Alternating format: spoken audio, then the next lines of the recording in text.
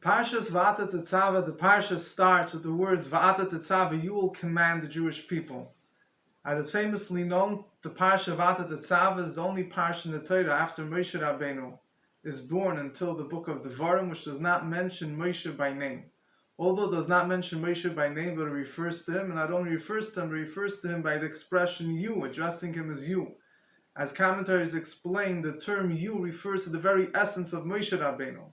Like when you're speaking to someone, when you call them by name, a name is an external thing. It's just something that a person uses as a means that someone else to call him.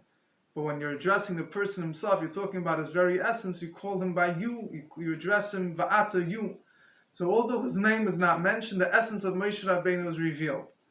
This, as commentaries explain, the connection with Zayin Adar is the time of this week.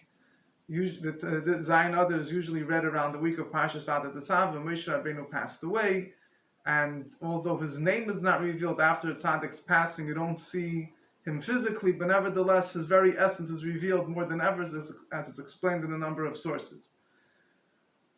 There's a very fundamental point over here, which is that the same thing is when it comes to Mashiach and the Jewish people as a whole, there's different aspects. There's a person's name, and then there's a person's very essence. A name represents an expression. There could be a lower level expression, a more intense expression, a very soulful expression. But any expression by its very definition is referred to as a name. A name is a description of a person, and it refers to a certain expression, a certain characteristic. It's not talking about the essence itself. The essence itself of a person is greater than any name, than any expression. It's referred to simply as you, the person himself.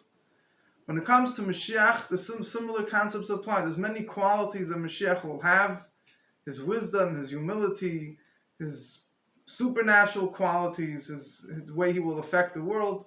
But then there's the very essence of Mashiach, which relates to the very essence of what Mashiach is all about. The very essence of Mashiach, as the Rebbe explains in a number of places, is a revelation of the essence of the soul of every single Jew. Every single Jew has a part of Mashiach in him, and that part of Mashiach is referred to as a level which is beyond the name. It's the essence. It's the essence of the person. What that means is that there's a Jew, and then there is what the Jew does. Even before a Jew does anything, the mere fact that he's a Jew, that he's connected with Hashem, Hashem chose him, Hashem gave him, connects, Hashem calls him his nation, that itself creates a bond which is essential, doesn't depend on anything else.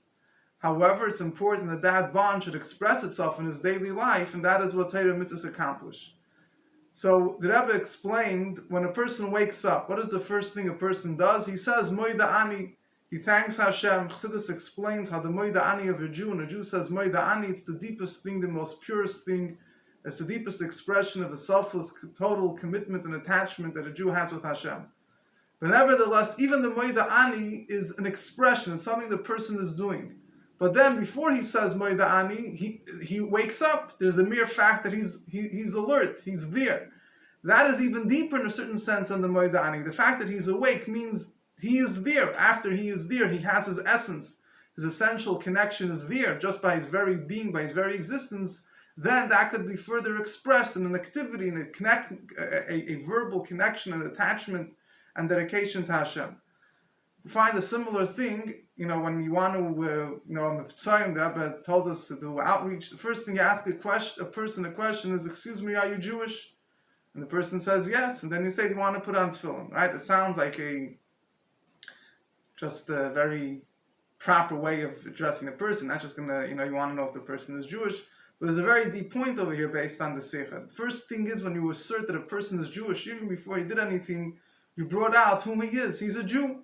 Then, now it's time to express that connection in something. But before you do anything, you bring out who the person is. He's connected with Hashem, he's a Jew. That itself establishes the deepest connection.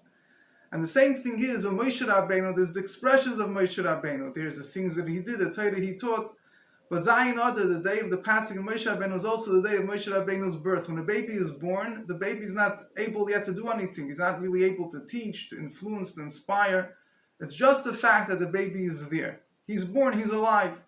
And in our service of Hashem, the idea of revealing Mashiach within our own souls is revealing our very essence. Even before we do anything, we express anything, it's being aware, being fully conscious of the fact that we are connected with Hashem. And even without doing anything, that is the entirety of our being. When a Jew has that awareness that by his very nature, his very existence is one with Hashem, so then that will obviously put him in a completely different mindset. Whenever he'll have a challenge of whether he should do something the way Hashem wants or not, or whether the world is stronger than him or not, he will automatically realize that he's above it all. He has something which is deeper than everything.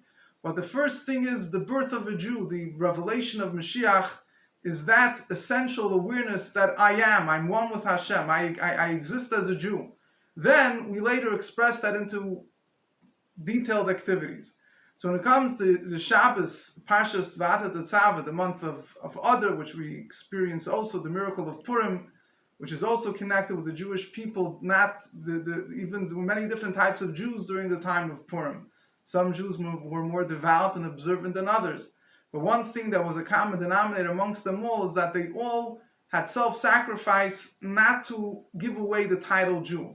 Haman's decree was only on Jews. If they would have converted to another, faith or whatever it is, they wouldn't have been called a Jew anymore. They would have automatically not been included in Haman's decree. But every single Jew, no matter his level of observance, he had that awareness that he's a Jew. He would never give that up. He would never give away that connection that he has by his mere existence as a Jew. And this is the most deepest and fundamental thing which is brought out in the holiday of Purim, brought out through the birth of Moshe Rabbeinu, which we celebrate in Zayin Adar, and brought out in Parshas Va'atat Tetzaveh, where Hashem says, you, referring to the very essence of Moshe Rabbeinu, which reveals the very essence of every Jew.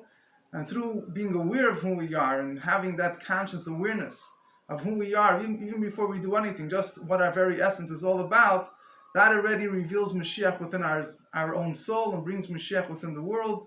And it brings us to express that, obviously. Once that's revealed, it now motivates us to express in our daily lives in a full-fledged manner, which that brings Mashiach into the world as well in a full-fledged way. We should merit to have it take it from me ad mamish speedily in our days now. Amen.